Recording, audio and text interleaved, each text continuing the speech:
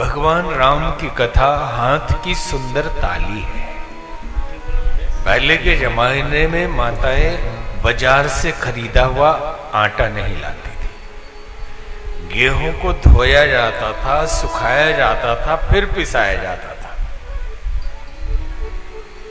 और अभी उसके चोकर निकाल दें, उसको अलग पैकिंग करके बेचते हैं। क्या ये फाइबर है और सीधे सीधे बढ़िया वाला आटा है, तो क्या उसमें मिलेगा? कुछ तो है नहीं।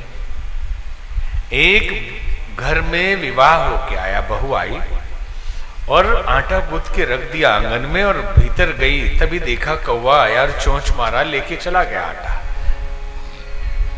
तो दादी माँ रोने लगी, पर दादी थी एकदम रो रही थी। तो नई बहू मॉडर्न थी, बहुत पैसे वाले घर की थी। बोले दादी जी क्यों रो रही हैं? अरे थोड़ा सा आटा लेके गया, जूठा हो गया, कोई फर्क नहीं पड़ता, जानवर को खिला देंगे, दूसरा हम गूंथ लेते हैं। दादी ने कहा बेटी हम इसलिए नहीं रो रहे कि आटा जूठा हो गया, बल्कि रोना इसलिए आए कि हमारे जमाने में जब मैं ब्याह करके आई थी और आटा ऐसे छूट जाए, कौवा चोंच मारे तो चिपक के रह जाता। आटे में इतनी ताकत थी कि कौवा उसमें चिपक जाता, अभी तो निकल जाएगा। तो गेहूं को धो के सुखाते थे, अभी भी सुखाते हैं बहुत जगह। तो कई बार छत पे सुखाए तो चिड़िया आके चुगने लगती है, तो उसको ताली मार मार के उड़ाते हैं। तो जीवन की संपदा को भी कोई पक्षी आके चुग रहा है। वो पक्षी कौन सा है? संशय। राम कथा सुंदर करतारी, दो अर्थ है इसका। राम कथा सुंदर कर, सुंदर बनाकर, तारी मतलब मुक्त करेगी। आपको पहले सुंदर बनाएगी और मुक्त कर देगी। और दूसरा क्या अर्थ है? राम कथा सुंदर कर मतलब हाथ, तारी, हाथ की ताली है। तो ये ताली ऐसे उड़ाते हैं पक्षी को, और राम कथा रूपी ताली से किस पक्षी को उड़ाते हैं? संशय विहग उड़ाव नहारी, संशय रूपी पक्षी को इससे उड़ाते हैं। संशय आत्मा विनश्यति, जिसके जीवन में संशय है उसका विनाश सुनिश्चित है। जो डिसीजन नहीं ले सकता, जो निर्णय नहीं ले सकता, थोड़े से बड़े हुए तो और बड़े हो जाएंगे तो खुद डिसीजन लेने की स्थिति में आ जाएंगे, लेकिन बड़े होते गए कोई दूसरा डिसीजन देता है, कोई तीसरा सलाह देता है। कभी अपने मन से हम काम नहीं करते। लोग कहते हैं कि ये नहीं करना चाहिए, तो आके पूछते हैं कि लोग तो कहते हैं कि ऐसा नहीं करना चाहिए। हमने पूछा ये कौन लोग हैं? मिले कभी? पता ही नहीं चलता ये लोग कौन है जो कहते हैं। और जिसके मुंह से सुनिए कुछ अलूल जलूल हर चीज के बारे में। लोग कहते हैं ये दवाई नहीं खानी चाहिए, लोग कहते हैं ये फायदेमंद है।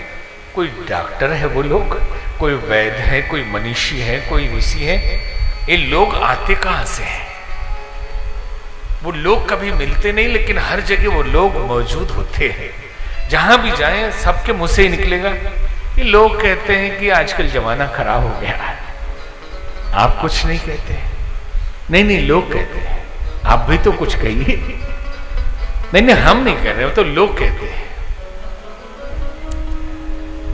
YouTube के और WhatsApp के पाठशाला में हम इतने माहिर हो गए आजकल, और उसमें लोग बहुत मिलेंगे।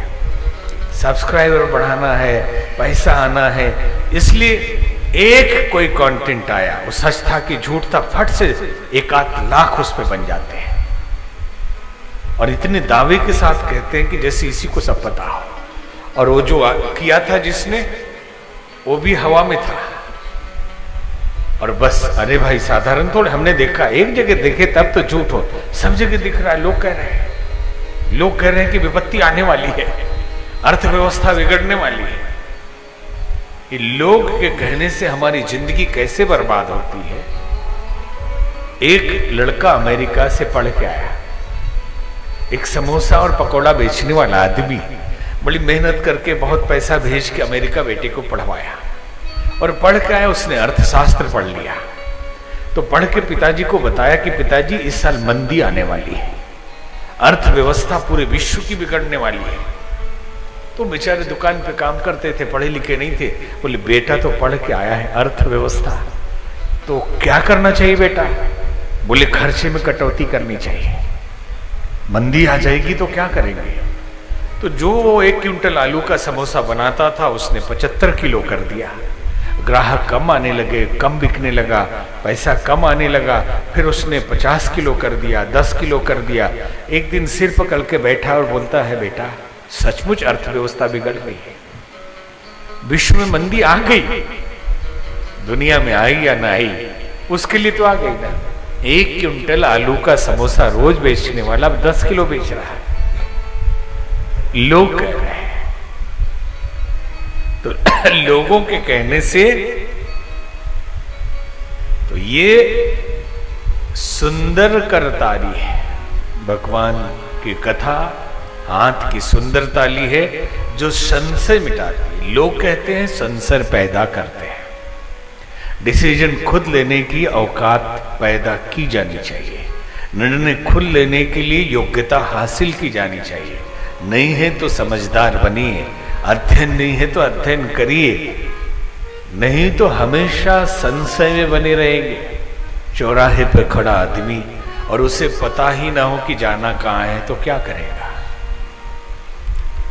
संशय जिसके जीवन में है उसका विनाश ही होगा।